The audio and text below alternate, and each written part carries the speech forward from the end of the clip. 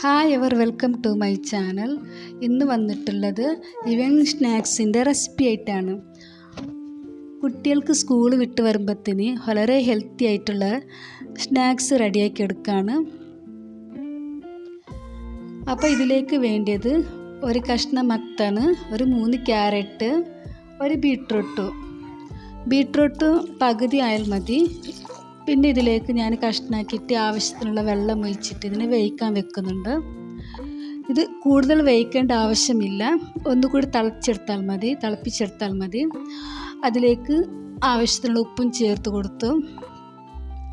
ഇതൊന്ന് തിളച്ചതിന് ശേഷം ഇതിനെ ഞാൻ വേറൊരു പാത്രത്തിലേക്ക് മാറ്റി കൊടുക്കുന്നുണ്ട് തണുക്കാൻ വേണ്ടിയിട്ട്.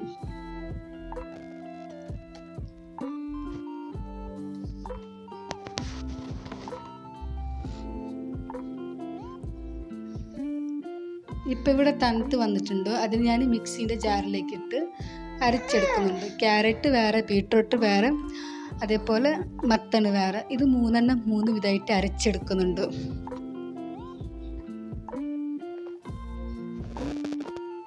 ഇപ്പോൾ ഇവിടെ അരച്ചിട്ട് ഒരു ബൗളിലേക്ക് മാറ്റി കൊടുത്തു.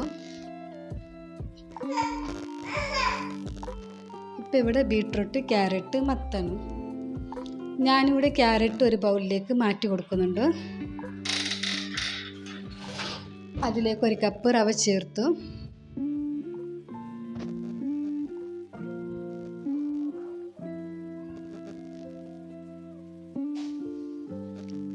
ഇതൊന്ന് കൈകൊണ്ട് നന്നായിട്ട് കുഴച്ചെടുക്കണം.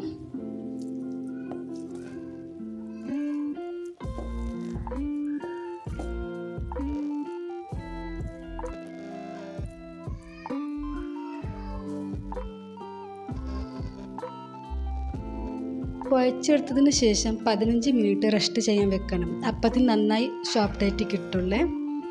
ഇപ്പോൾ ഇവിടെ 15 മിനിറ്റ് ആയിട്ടുണ്ട്. ഇപ്പോൾ നന്നായിട്ട് വന്നിട്ടുണ്ട്. ഒരു കയ്യിലേക്ക് എണ്ണ തടഞ്ഞ് കൊടുത്താൽ മതി.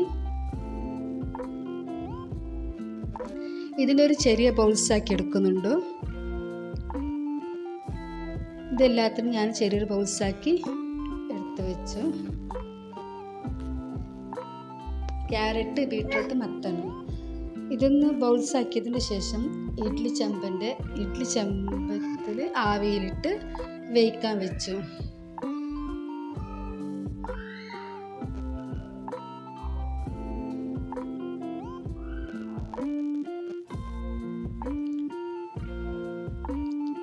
ഇതിപ്പോൾ എല്ലാം വേവിക്കാൻ വെച്ചിട്ടുണ്ട്.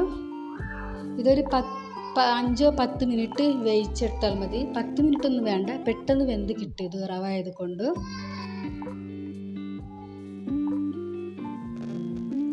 അഞ്ച് മിനിറ്റ് ഹൈ ഫ്ലെയിമിൽ, 5 മിനിറ്റ് മീഡിയം ഫ്ലെയിം വെച്ചിട്ട് വേവിച്ചെടുത്താൽ മതി.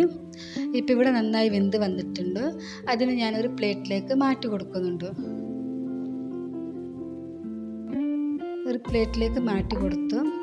ഞാനിവിടെ ഒരു കടായി അടുപ്പത്ത് വെച്ച് അതിലേക്ക് 2 ടേബിൾ സ്പൂൺ നെയ്യിട്ടു.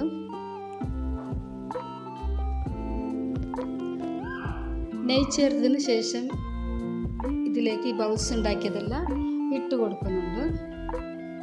ഒന്നുകൂടി ഇളക്കിയെടുത്തതിന് ശേഷം ഇതിലേക്ക് ഞാൻ അരമുറി തേങ്ങ ഇട്ട് കൊടുക്കുന്നുണ്ട്.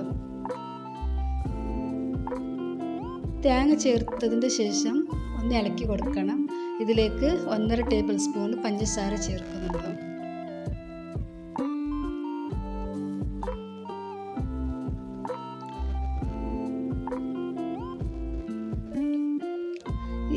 ഇതൊന്ന് ഇളക്കി കൊടുക്കണം. പഞ്ചസാര ഒന്ന് അലിയുന്ന വരെ ഇളക്കി കൊടുക്കണം. അപ്പത്തിന് പഞ്ചസാര അല്ല ഈ റവൻ്റെ ഇതിലേക്ക് മധുരയ്ക്ക് ബാലൻസ് ആയിട്ട് വരും. നന്നായിട്ട് കിട്ടുള്ളൂ. നല്ല ടേസ്റ്റാണ് ഇത് റവല ഇതുകൊണ്ട്. നമ്മൾക്ക് അതിൻ്റെ പച്ചമയൊന്നും ഉണ്ടാകില്ല വേവിച്ചത് കൊണ്ട്. നല്ല ടേസ്റ്റാണ്. ഇഷ്ടപ്പെട്ടിട്ടുണ്ടെങ്കിൽ സപ്പോർട്ട് ചെയ്യണം, ലൈക്ക് ചെയ്യണം, സബ്സ്ക്രൈബ് ചെയ്യണം. ഇനി അടുത്ത വീഡിയോ ആയിട്ട് വരാം ഇൻഷാ അല്ലാഹ്.